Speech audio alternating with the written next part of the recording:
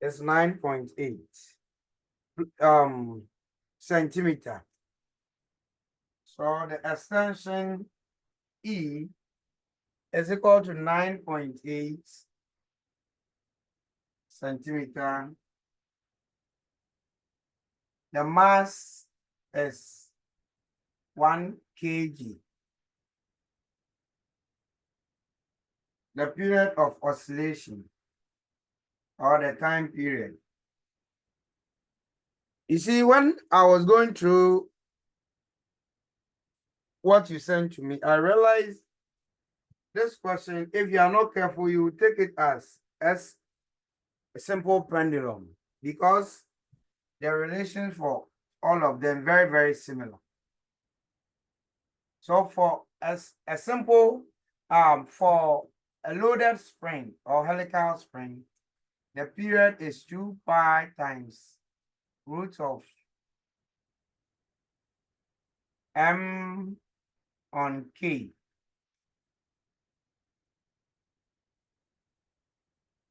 Which is also equal to 2 pi root of extension on gravity. So let's use both of them. For K, by using Hooke's law, we can determine K. Load or weight is equal to F by K times the extension. What is the weight or the force exerted by the load? That will be 10 Newton over extension of 9.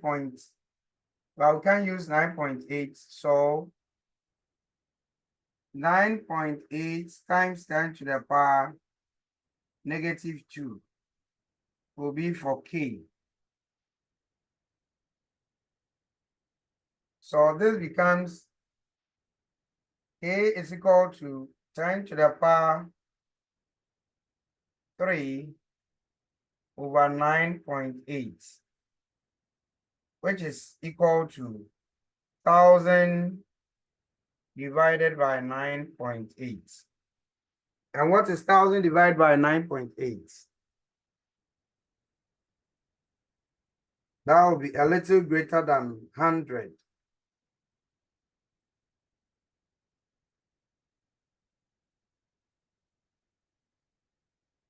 Okay. So this is giving us 102.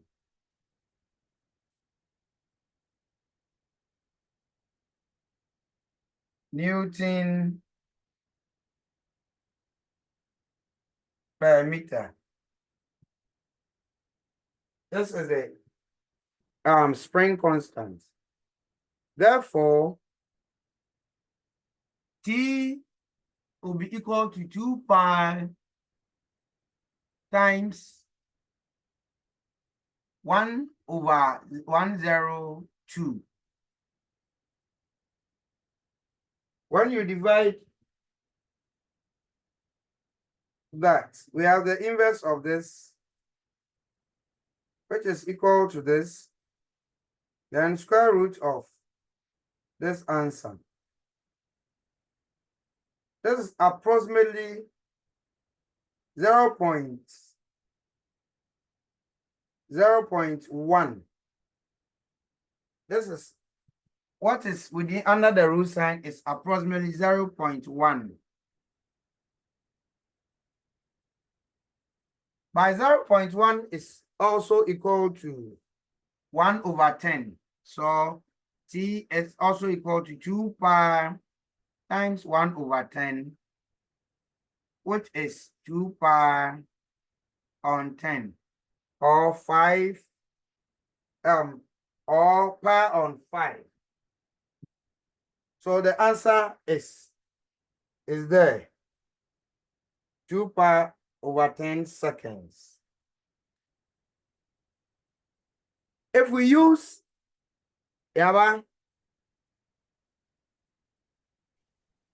I wanted to ask if we can use the t is equal to 2 pi square root of e over g. Oh, that's the next thing I'm coming to look at. Okay. Yes. So if we use the second option,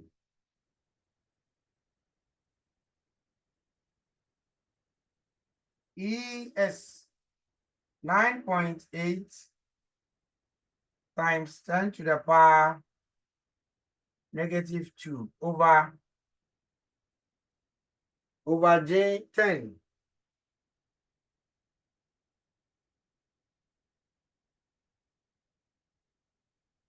(9.8) times 10 to the power negative 3.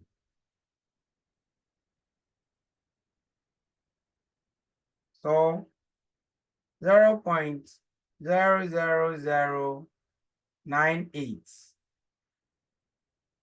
is the value of this. So 1, 2, 3, 4. Okay. So when you take the square root of this, 0.00098, or square root of this value, I'm coming. Let's do it well. Or the other way out is that this can also be, maybe I want us to express this in fraction. And this is also 9.8 divided by 1,000. All right, so that you individually take the square root of whatever you have.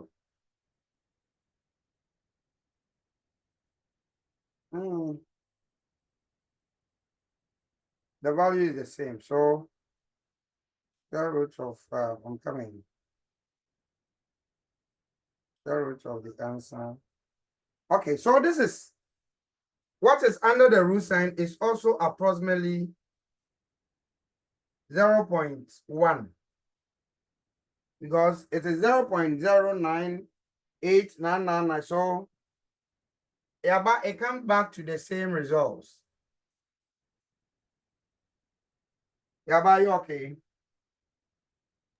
Yes, please. Thank you. Then the second question. So we are you're only 10.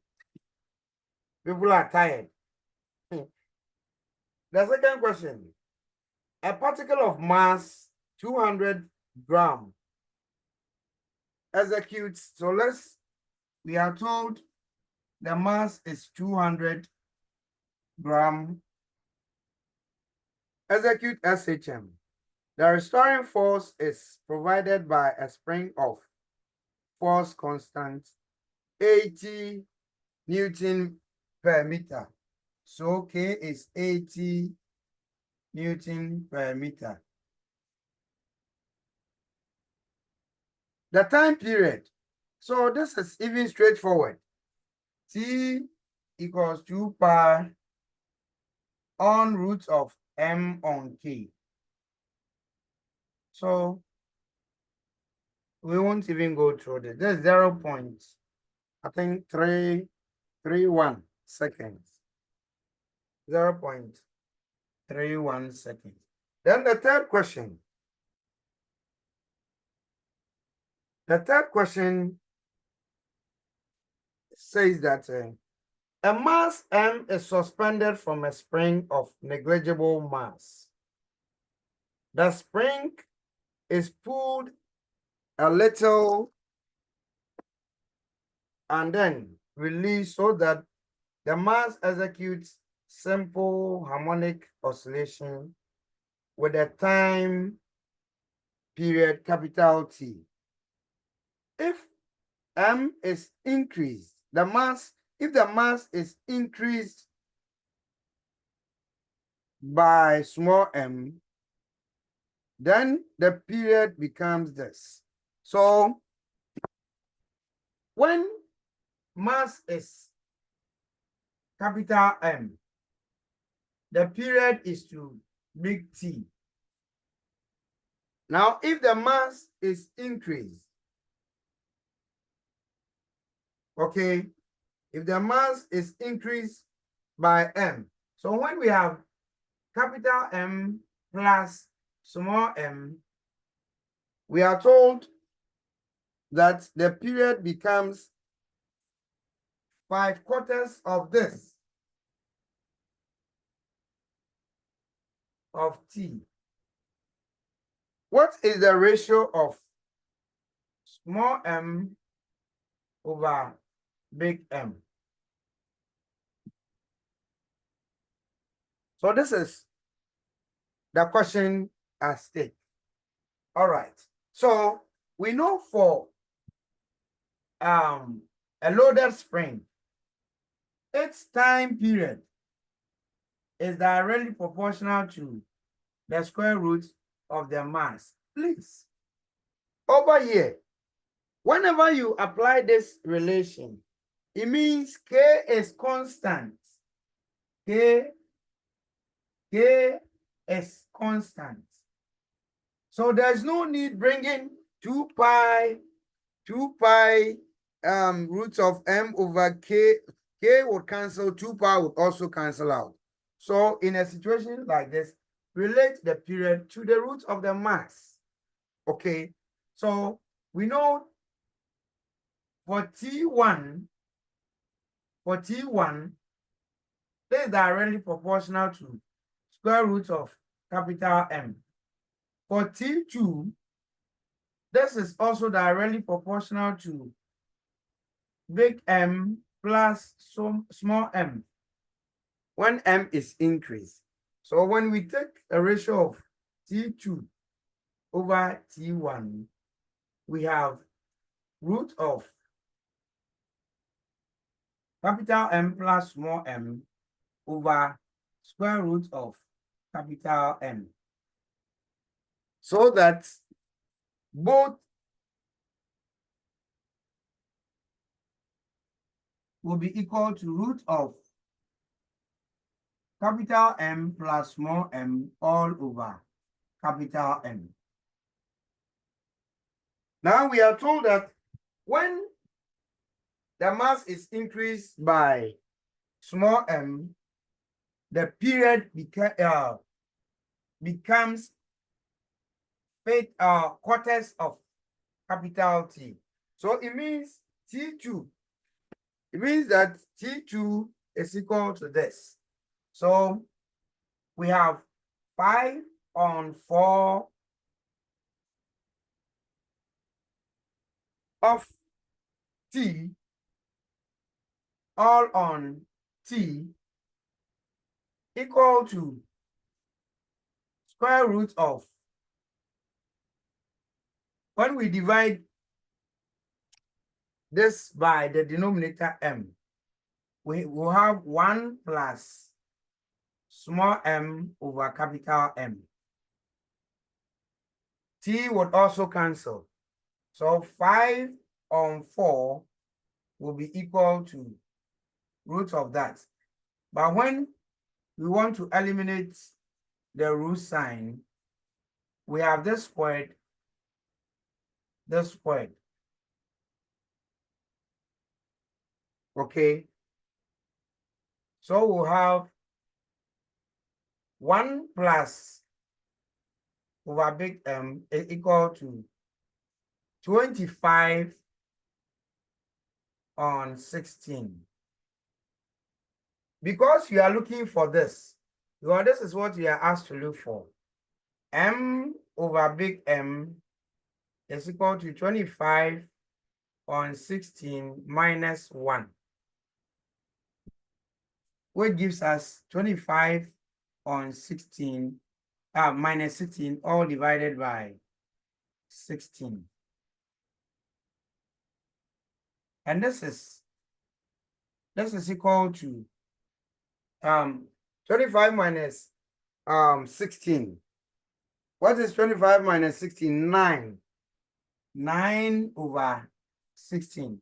So the ratio M over big M is equal to 9:16. Please, all is well. Class, is that okay? Yes, sir. All right. Mr. Lydia, Hello. please can you use your camera up a bit? Is it better? Yes. Thank you. Welcome. So it's not so difficult of a question, but you need to, apply it and then think in different ways a little bit. That is why I'm actually fond of challenging you with such questions so that it will help you to be all round thinker a bit.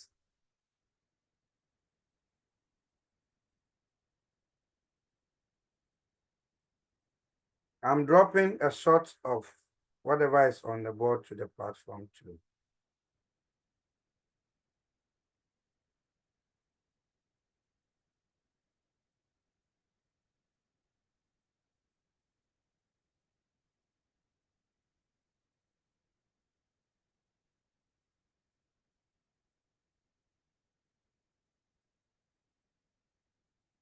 Can we continue?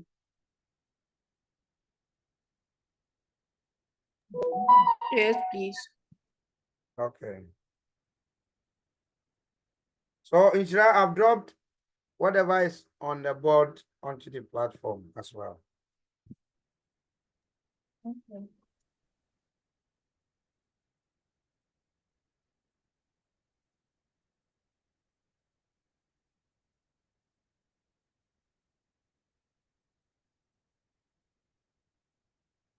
Okay, so we've gone through the the helical spring or the loaded spring. The motion of the loaded spring, we've managed to prove that such motion is simple harmonic motion. Why? Because we actually satisfied all conditions for simple harmonic motion.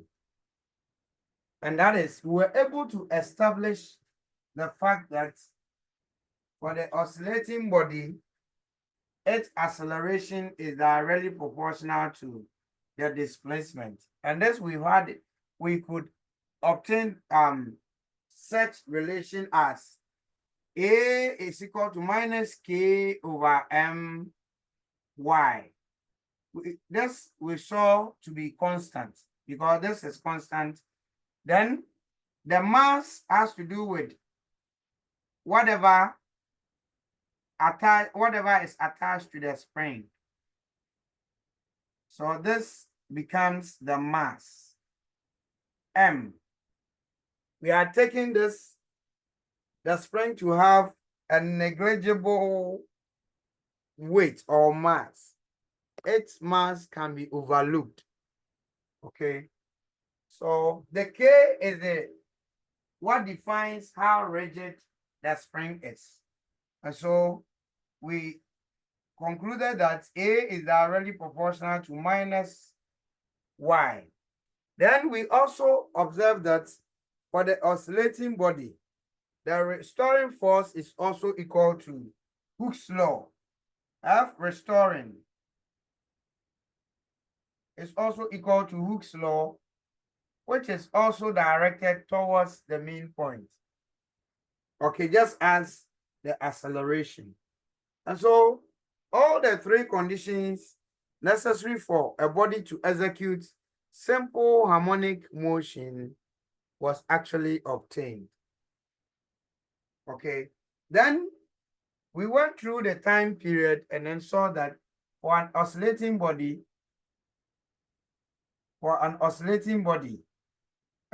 then okay, what we did after this was we wanted a period. So we compared the general acceleration formula for a body executing simple harmonic motion to the acceleration formula of a loaded spring minus K on My. When we equated K over M is equal to omega squared, then we could deduce that then the spring constant K is always equal to the mass times the square of the angular velocity or angular speed. This relation looks ugly, but very, very, very important. So take note of it. In some situations, you may not be given the spring constant K directly, but you'll be given the mass of the load suspended and the angular speed of an oscillating body. And you can use this relation to find the spring constant K. So take note of it. Out of this relation, we obtain the period by squaring both sides and then having omega to be equal to K on M. So that's 2 pi on T is equal to, when we make T the subject, T on 2 pi is equal to root of M on K. T therefore is equal to 2 pi times M over K. By this, we have also managed to come to the realization that for a loaded spring, its period T is directly proportional to the square root of the mass. Its period is inversely proportional to the spring constant K. Meaning, this is at constant K, constant K, and this is at constant mass. So it means for two different masses, you are expected to have different time period. T1 on T2 must be equal to root of M1 on M2. And this is it. I'm going to demonstrate this relation quickly. Look at what I'm going to do. I'm going to suspend different masses one at a time to the spring. And look at how it would, when I displace it, how the oscillation will be. So this is a mass of 100 grams. When I displace this, look at, okay, so fast. Then I vary the mass. Attach what I have so far is 200 grams. So for 200 grams, when I displace it, look at how it oscillates. Watch carefully and then let's compare. When we had 100 gram mass,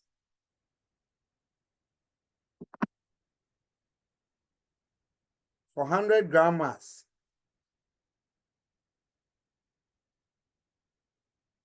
okay, and then 200 grams.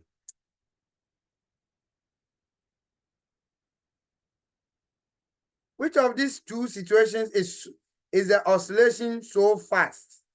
The 100 and then the 200.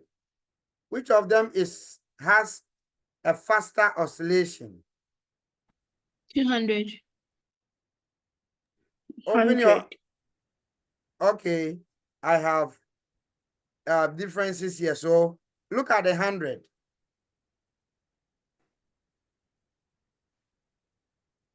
Okay. and then the 100.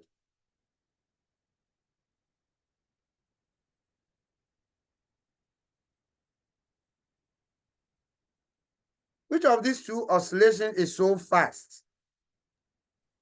100. 200. The 100 oscillation is so fast than 200. This is slow. Charlotte. According to my test, the 200 is faster. According to My eyes. hey, then drop your glasses. I don't wear glasses, so. And then drop your eyes. Okay, Charlotte, look at it again.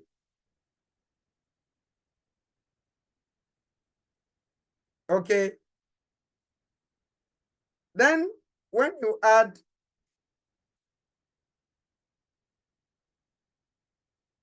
this is slow. Now, if oscillation is so fast and oscillation is so slow, which of these two situations will give you a larger value of period, the period? Is it when slow or when fast?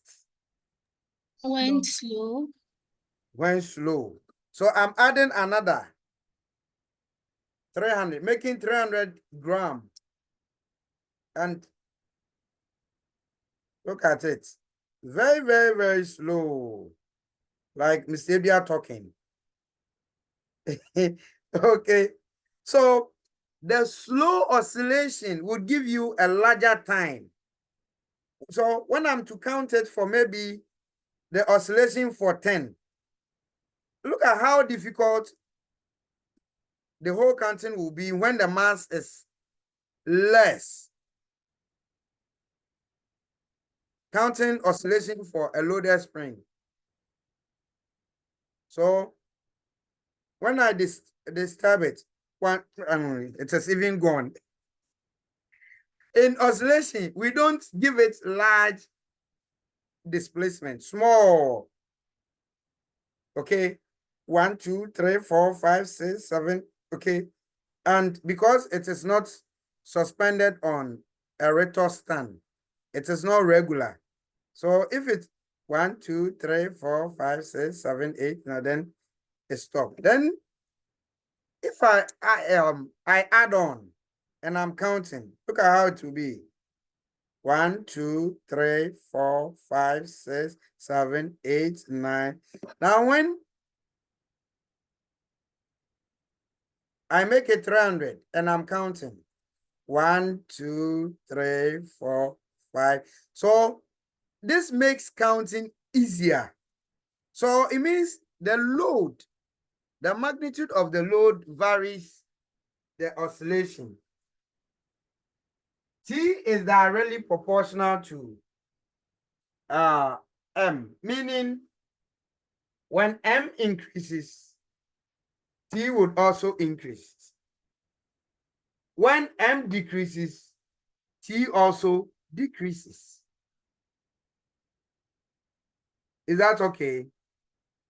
Yes, please. Then when you also vary how rigid or loose the spring is, it would also contribute to the period. So when the spring is more rigid, T will be less. If the spring is less rigid, meaning K value is small, T will be greater. So that's it. That's it. So take note of these factors on which this also depends.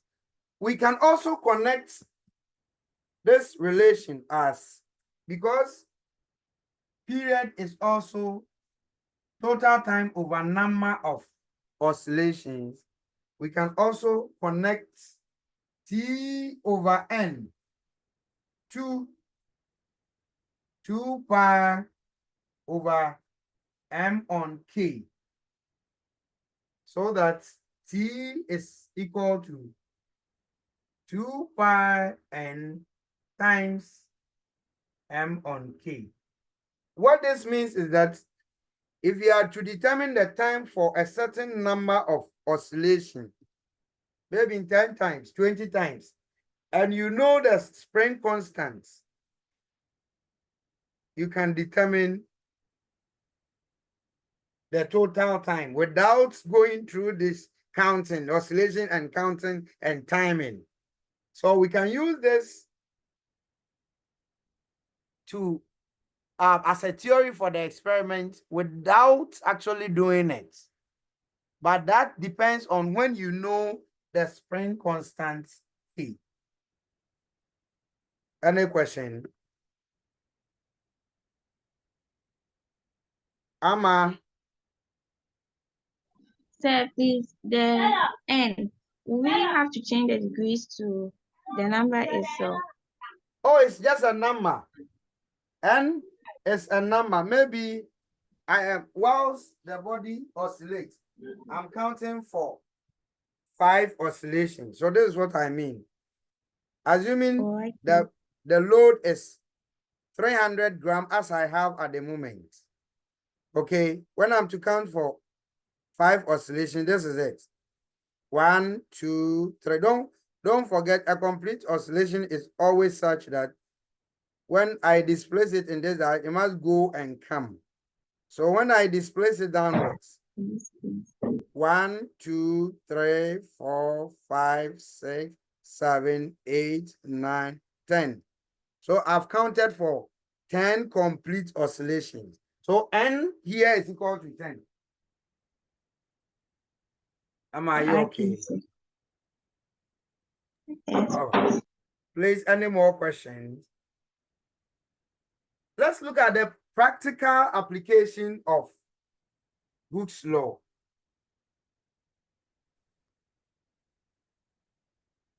How do the helical spring? How do we apply this in practicals?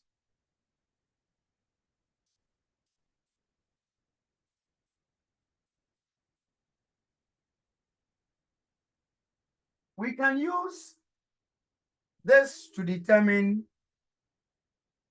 the spring constant. So if I have a spring and I don't know, I want to quickly determine the spring constant.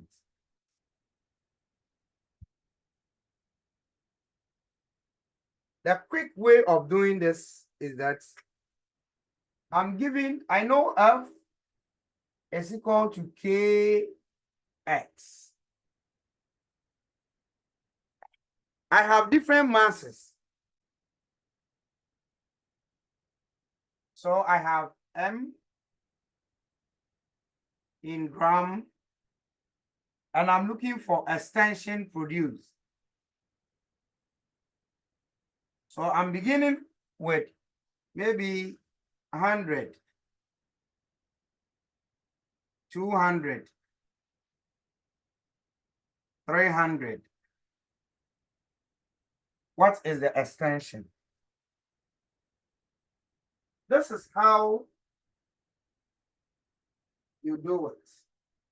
You suspend a ruler and a spring on a rector stand. We usually have something to indicate a pin attached to this to indicate the length of the spring. So assuming, let me use a pen. Come in.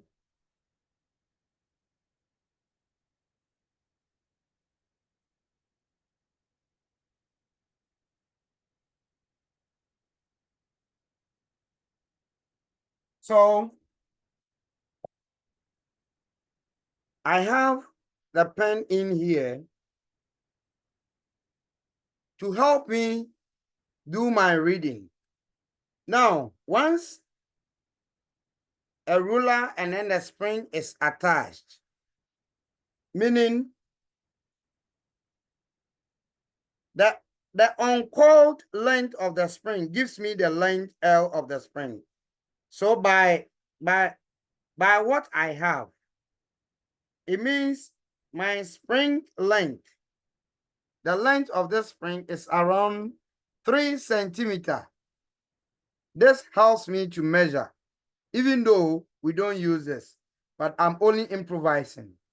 So the length of the spring is around 3 centimeters. That is when nothing is suspended. Now, if I suspend, I'm going to suspend masses. Unfortunately, what I have is 100 grams, 3 of 100 grams. So in all, I have 300 grams. So I'm going to suspend 100, then determine the extension produced. It's unfortunate I don't have a retort stand, so let me just improvise with this. So the original length of the spring is 3 centimeters. And when I suspend 100 grams, the spring is extended. Okay. And when 100-gram mass is attached to the spring, the extension obtained is around 5.5 centimeters. So in all, I have 5.5. So if the original length uncoiled length of the spring is 3, and when I suspend this, I have 5.5. What is the extension in the string? Original length 2.5. of spring, we have 3 centimeters. When loaded, I have 5.5. What is the extension? The extension is equal to 5.5 minus 3.0, and this is 2.5. So for 100-gram mass, extension is 2.5.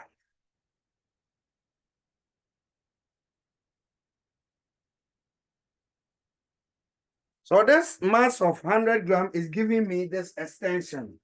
Okay. What of when it is the mass is 200? What is the extension created? So I add this to it.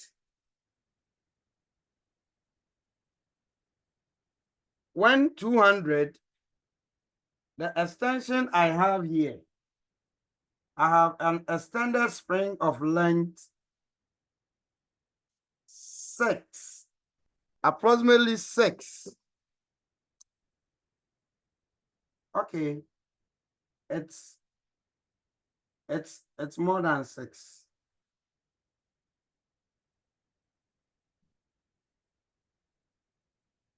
I have around 9.5. 9.5. So this time, for 200 grams, I have 9.5. Meaning extension is 9.5 minus 3.0, which is equal to, this is equal to 6.5. 6.5. So this is what I record here, 6.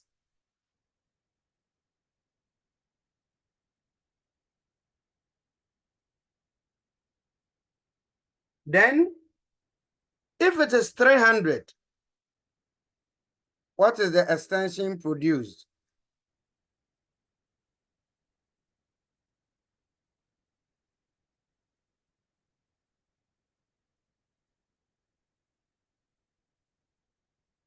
I have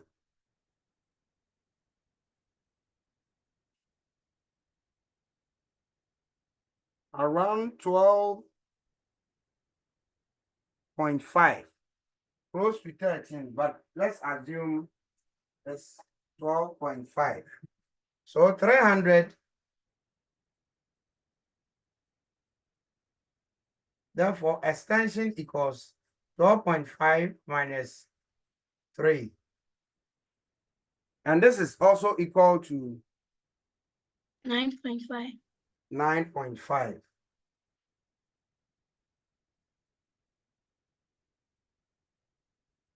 So if you have more, you continue.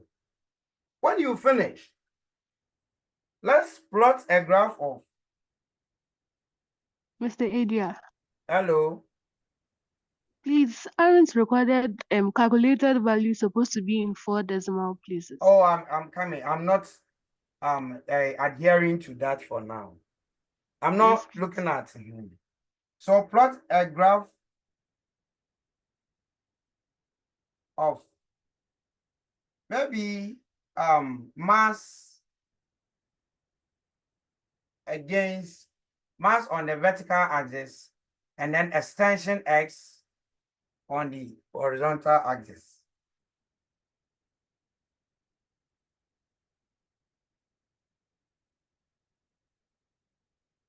So I have m slash this as against x. And look at this. You have extension increasing order. Okay, so once I'm increasing, f is directly proportional to x. So as the load increases, extension would, so it's in that increasing order. So assuming these are maybe 2, 4, 6,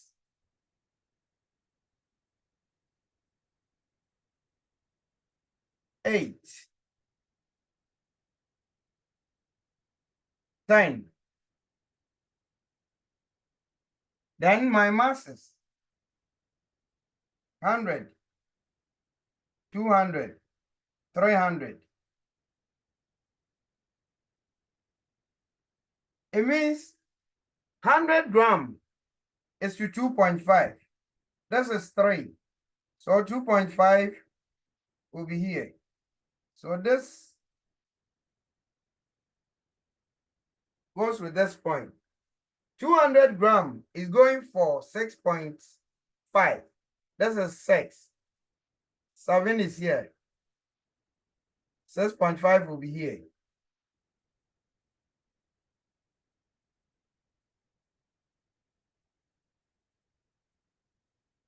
$300 is going for 9.5. 9 is here. So 9.5 will be somewhere here.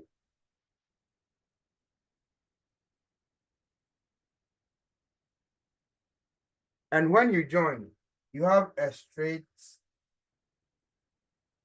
line graph. When you find a slope,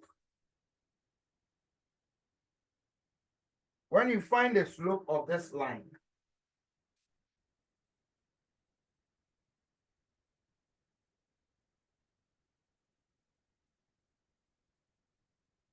when you find the slope of this, what is it called? Change in mass over change in extension x in centimeter. Slope, you need to pick any 2 points. So change in m, change in x. The maximum m is 300, minimum 100.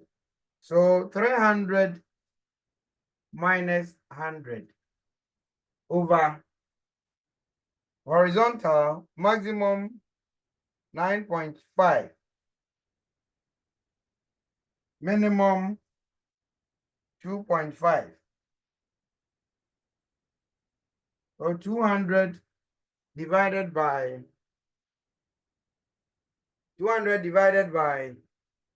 7. And what is 200 divided by 7?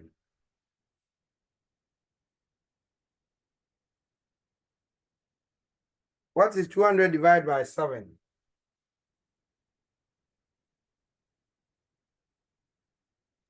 Hey, house, why? Going to what? 7. 20. 28. 28 point 5714. 25.57. This is gram per centimeter. This is the slope.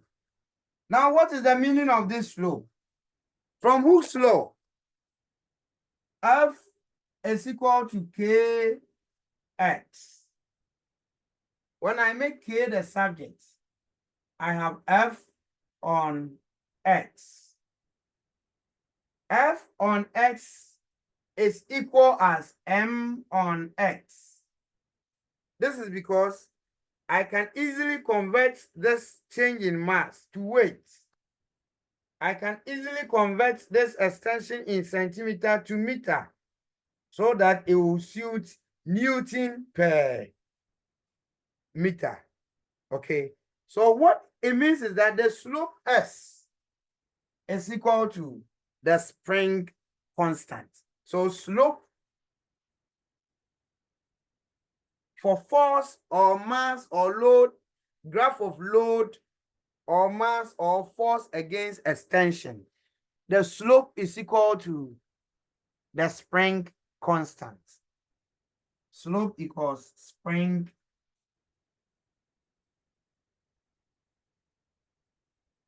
constant.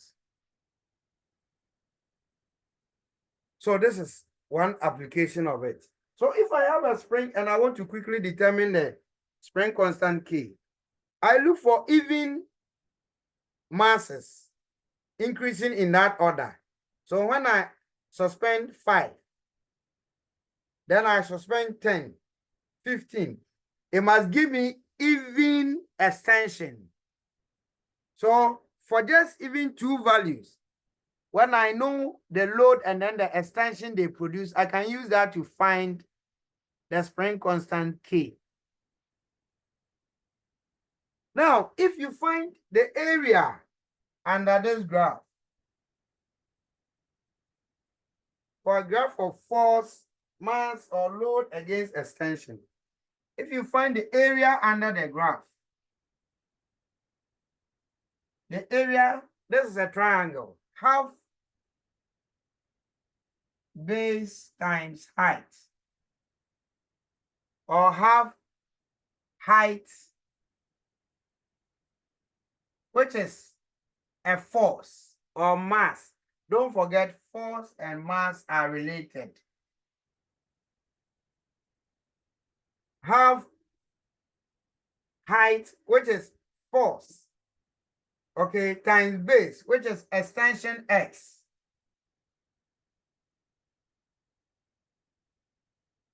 Please, I'm picking this from triangle. Half base times height. But we want it to suit what we are doing. The height is the vertical. The vertical can be mass or force. So force times the base. The base is the extension, x. And this gives us a famous something under extension known as elastic, okay, potential energy. Amma.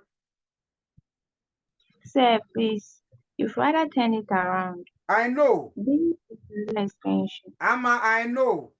Multiplication is commutative. Okay. So it is like H times B. Okay. Okay. The H is mass or force or load. The base is the extension X. Okay, so when I calculate this, the area under a graph of force, mass or load against extension is equal to what we call as the elastic potential energy.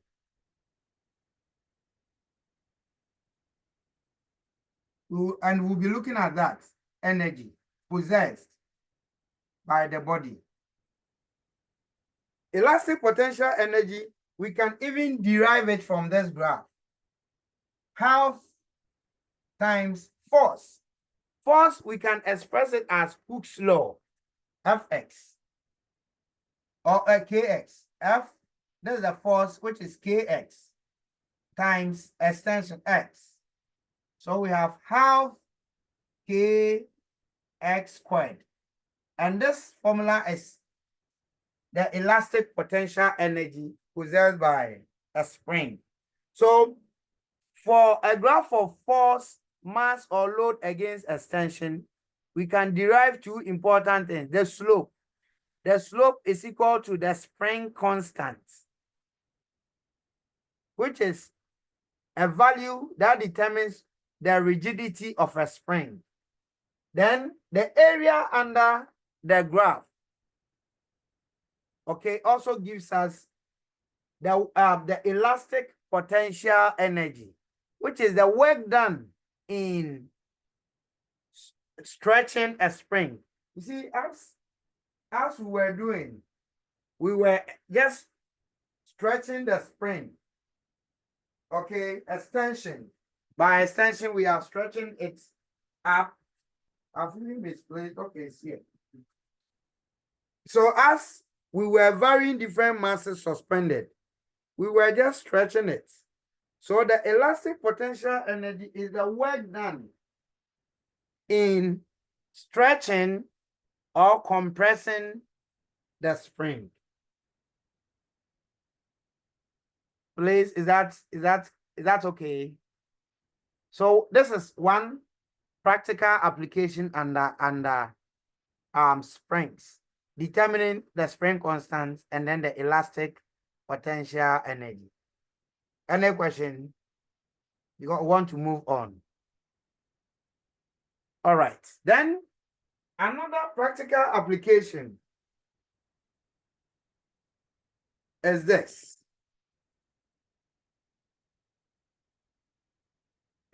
Do I clean the board, Charlotte?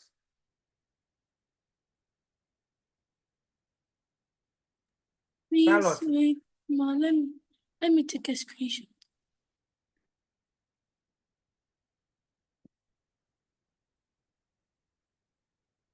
Charlotte, taking a screenshot means that you won't be watching the video. Oh, Mr. Dear. Are Please,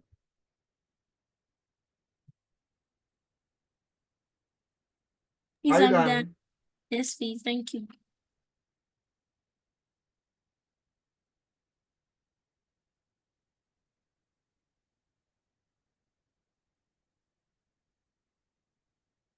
Okay, let me clean the board and then get back to you. Let me see attendance. I do 14.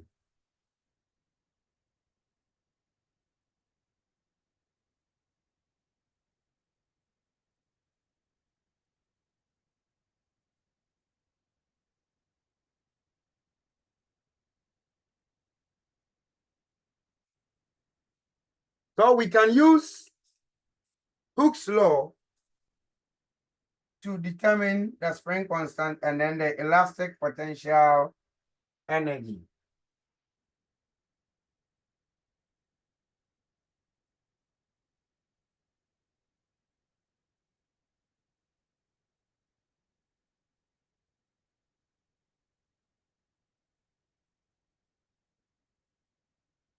Another application, you see, T is equal to 2 pi root of m on K. When we square both sides of this equation, you have T is equal to 4 pi squared m over K.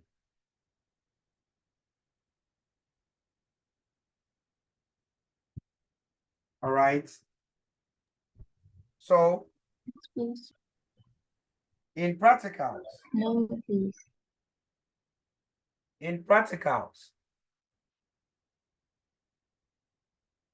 You can be given masses.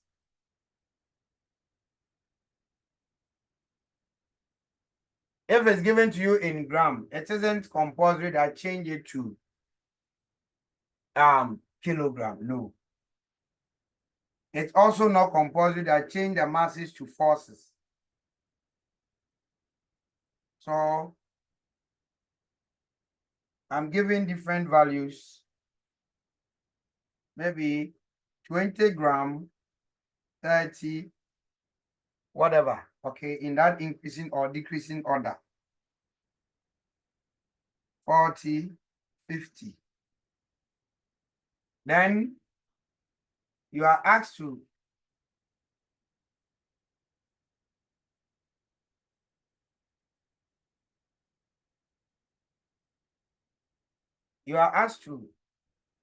find extension E.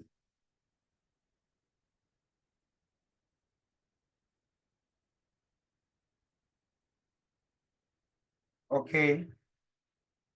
Then determine the time for a certain number of oscillations.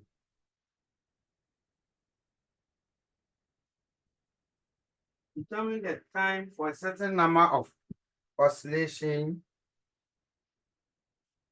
Then find the period. And finally, T squared. So you are determining the extension produced by each mass. Then, after the extension, meaning you measure extension and also determine the time. So assuming this is 200 or 20. As for extension, I've taught you how to do that. Initial, and whenever it stretches, you measure this length and then subtract the initial from it. Then you determine the time for maybe at that given number of oscillations. 1, 2, 3, 4, 5. So you count for so and so oscillations. So you record here extension, then the time for n number of oscillations. When you after determining the time, you calculate for the period. The period is equal to number of time, total time divided by number of oscillations. Here you cannot use this. You cannot use T is equal to 4 pi squared m over k. The reason is that, yes, you know m at a time, but you don't have the spring constant. Yes, if you could get these details, whatever, when you use it, whatever you get will be equal to this.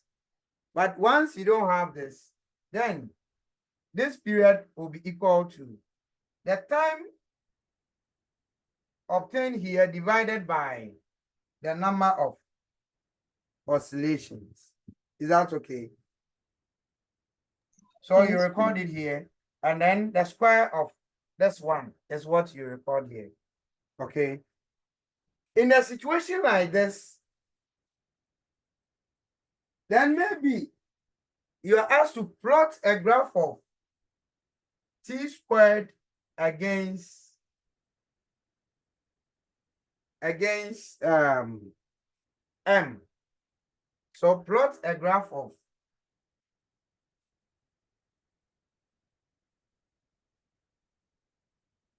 T squared on the vertical against M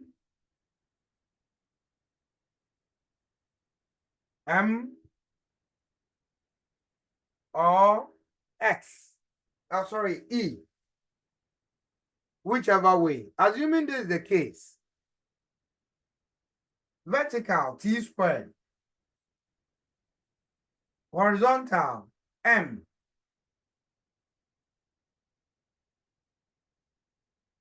When you plot these graphs, you have a straight line.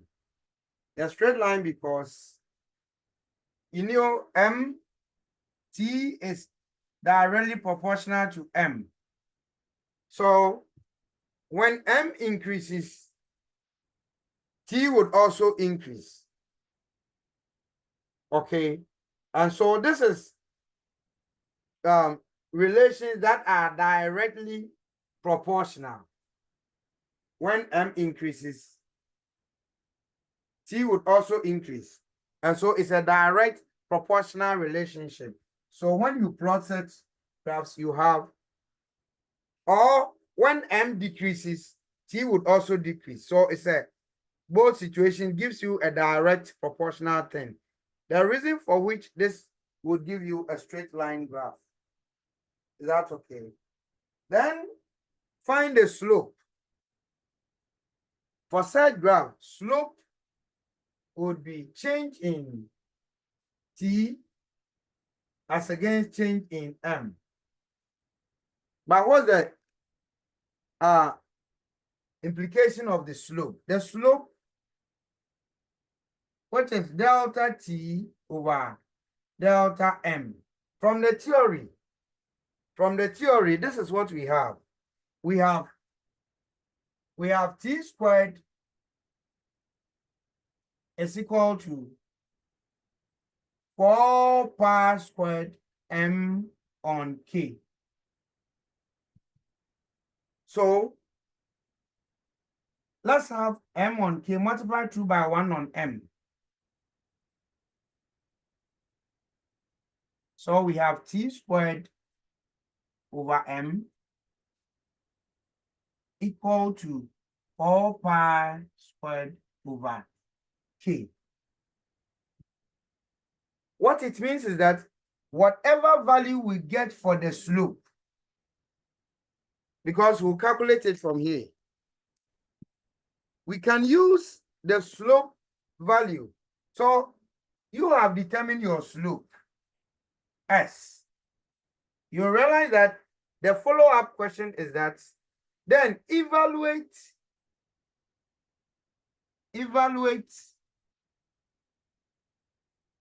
they won't tell you directly k, but c is equal to 4 pi squared divided by s, where c is just a letter and s is your slope.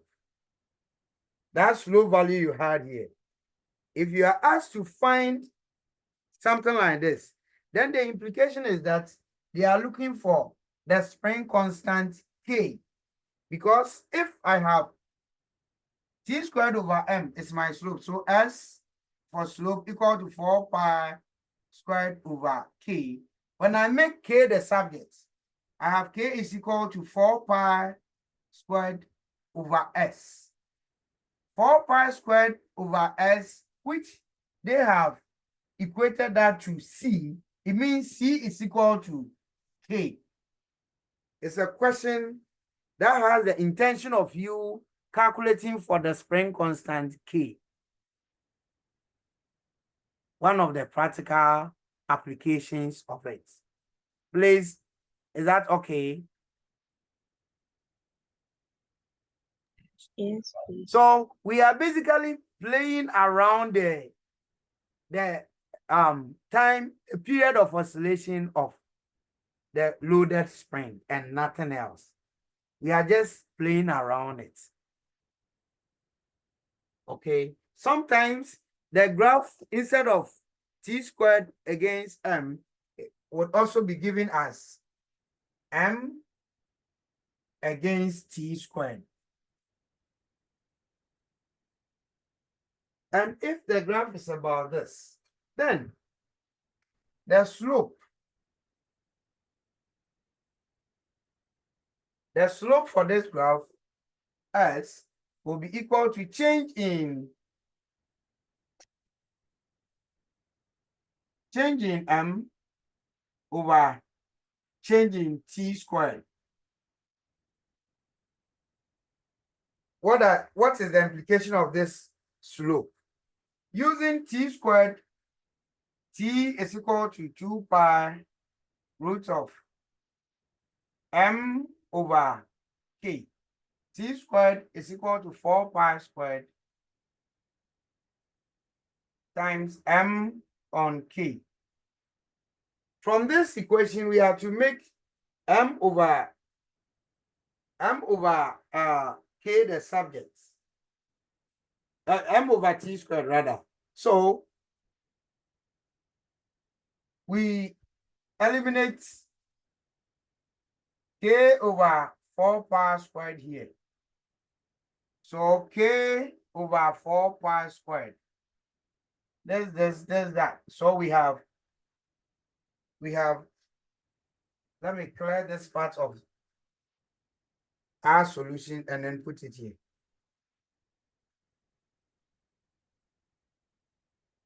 So if we have k over 4 pi squared times t squared is equal to m, then we divide through by t squared.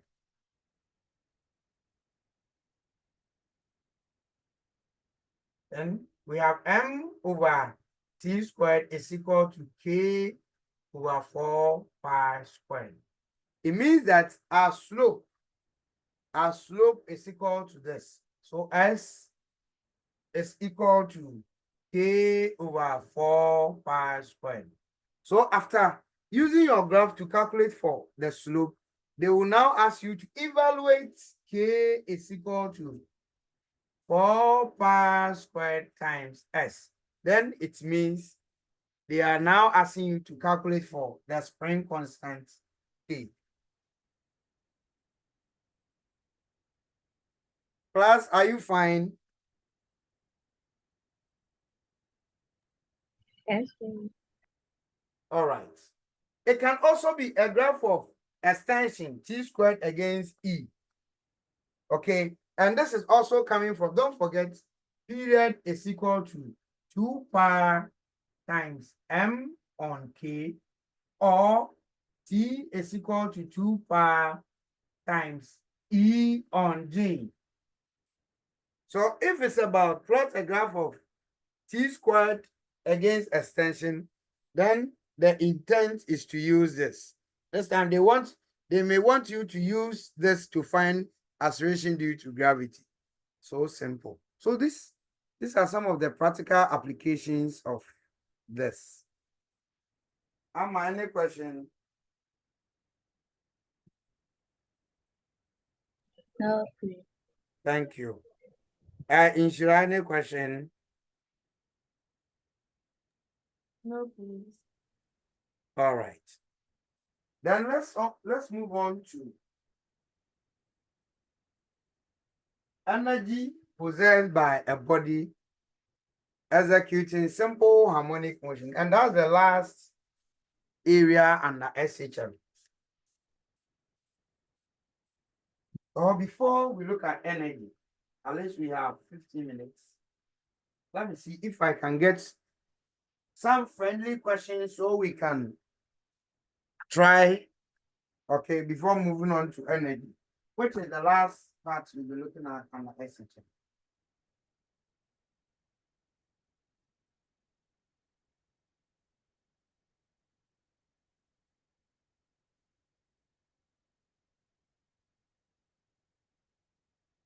Okay, I have some good friendly questions here.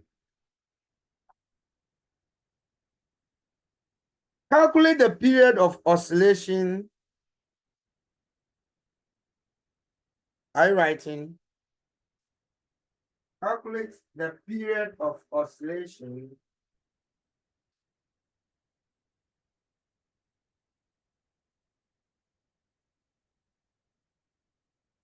and the time for 20 oscillations. Calculate the period of oscillation and the time for 20 oscillations of a simple pendulum, of a simple pendulum of length of length of length 100 centimeter. So of A of length 100 centimeter and B of length 90 centimeter. So you are calculating for the time, the period, and then the time for 20 oscillations of a simple pendulum of two different lengths. A 100 centimeter, B 90 centimeter. Take gravity to be, acceleration due to gravity to be 9.8 meter per second squared. Take acceleration due to gravity to be 9.8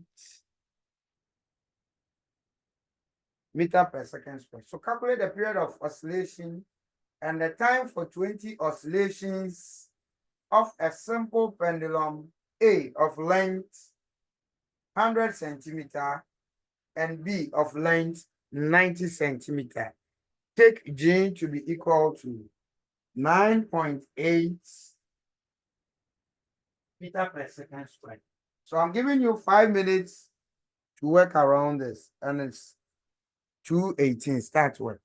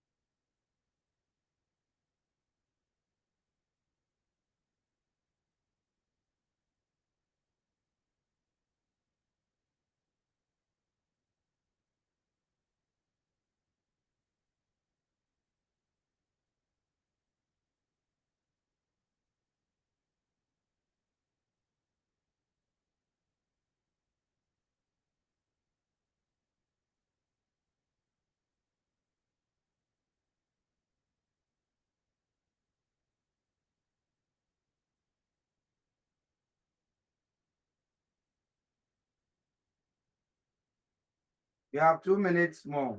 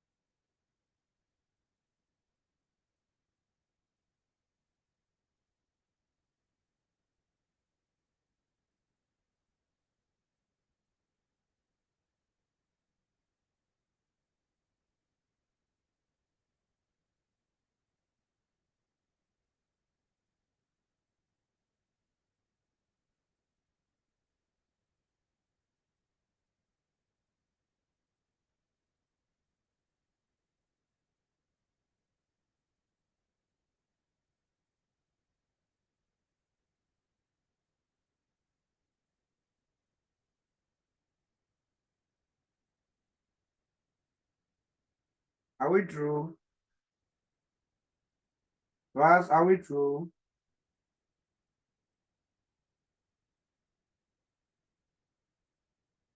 Natalia and Co, are you true?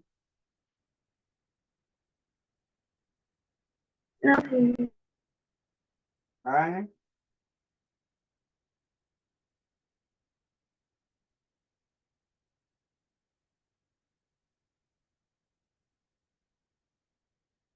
Okay, once there's no response, it means you are true.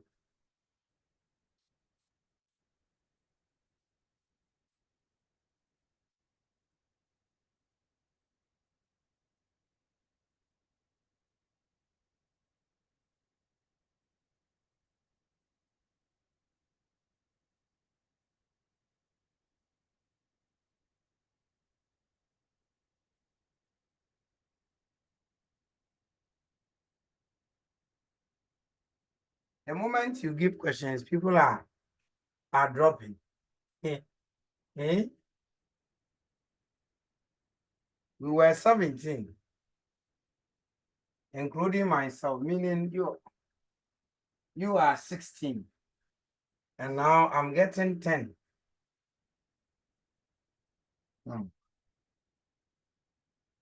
All right, so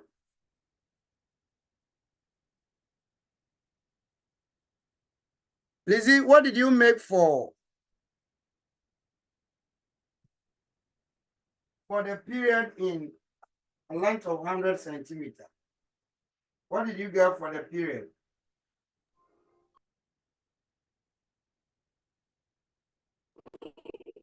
2 seconds. Okay, Chrysler, what did you get for the time for 20 oscillations? Stadia, please, for which particular one? Pardon? For which particular one? Is it The same the same 100 centimeters. 100. I got 2.0076.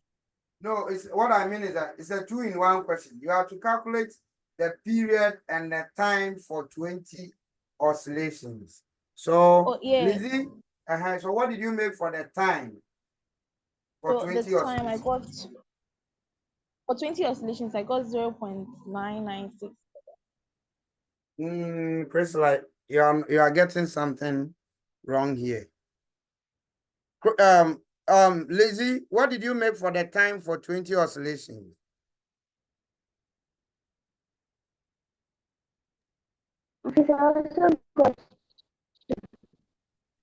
Your line is breaking. Lizzie, your line is breaking. Okay, let me consult somebody else. Yeah, but what did you get for the time? Did I go 40 seconds? It's 40 seconds. So the period is 2, and then the time is 40. And look at it. For a simple pendulum, period is equal to 2 pi root of L on G. So 2 pi, L is 1, and this is 9.8. You convert 100 centimeter to 1 meter. And this must give you 2.00 seconds. Then the time, period is also equal to T over N. So T, which we are looking for, is equal to this. So 20 oscillations by 2, giving you 40 seconds. Then for 90 centimeter of length, what did Chrysler make for? Okay, Carl, what did you make for the period? Carl, for 90 centimeter.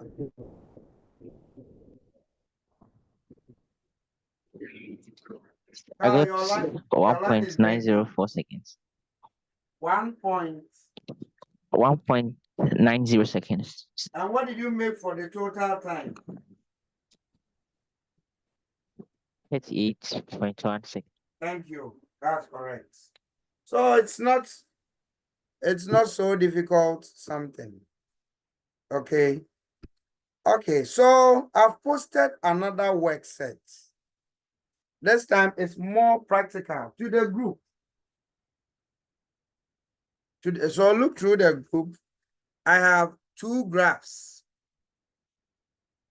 And let's look at it together. Aim. Chrysler. Okay, then correct it. Correct it. So the aim, activity 1.9, the aim, to analyze graphs of F against X to determine the values of spring constant K and elastic potential energy E. Instructions: carry out this activity in pairs, where individually. We have two springs, spring R, the plotted values, and then spring S. Please, you all have it. Do we all have it? Yes, please. It's on the page. Okay. Then, so we have graphs for two different springs, spring R and spring S. Then from the graph of F against X for spring R in figure 1.37, A, determine the value of the spring constant K by calculating the gradient of the graph. Determine the elastic potential energy EP when the spring is stretched to an extension X is equal to 0.2 by calculating the area under the graph. Okay. So these are. Now, when you finish, there is a sub question. Come in. Let me locate the sub question.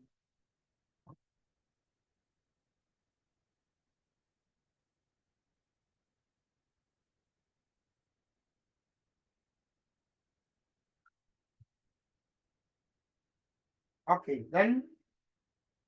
Okay, so you start work. I'll send the sub question. Okay, another instruction for you. So go through the question as posted. Do as you are required. Well, I also upload the other question for you.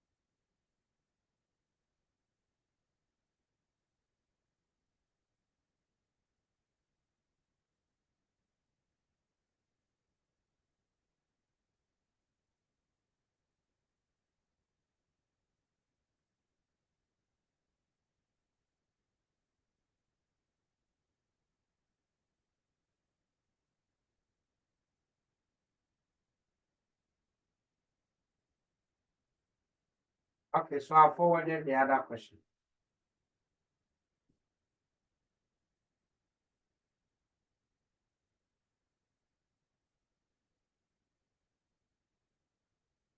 So about 10 minutes to do this exercise, then we discuss. Body prompted.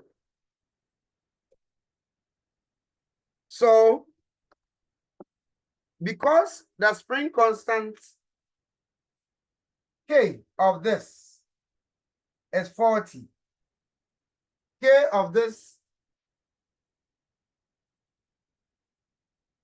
of S is 80, meaning that this spring S is rigid than spring R. So in terms of rigidity, this one is rigid or stiffer than spring R. Then the elastic potential energy, which is the energy that can be stored within the spring or the work done in stretching the spring, this has greater elastic potential energy than the spring R. Okay, so this is stiffer than this one. Then the energy that can be stored within the spring S can store more energy than spring R.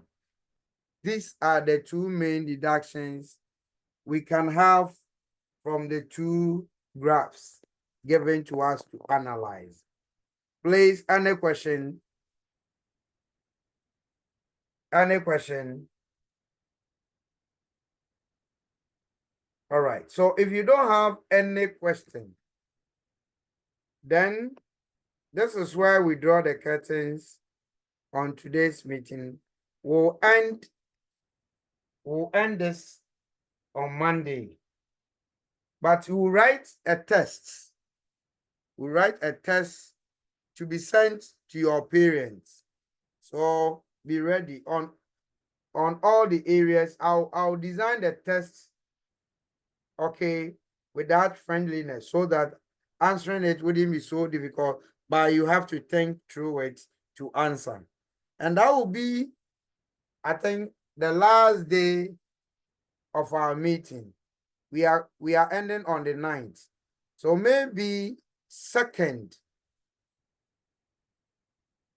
okay, within the last week, we'll do it before our last meeting, which will either be on Friday or on Monday. So be on the alert, okay?